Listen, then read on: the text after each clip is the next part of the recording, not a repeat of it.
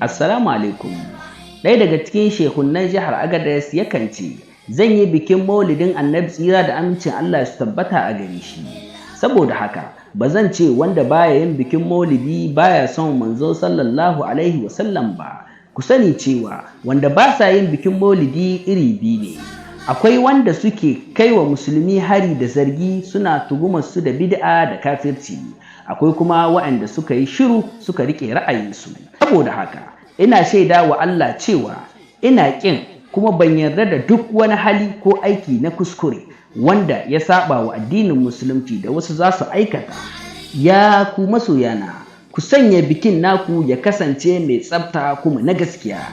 Idan kuna yin bikin, ku yi tunanin cewa manzo tsira da amincin Allah su tabbata a gare shi yana tsaye a gabanku. Abin da kuka sani cewa ba zai yarda da shi ba kuma ba za ku iya aikata shi a gaban shi ba, to kada ku aikata shi. Sako daga Sheikh Suleiman Ibrahim Sule ɗan Larabawa. Nasiha kyauta daga Miss Technology.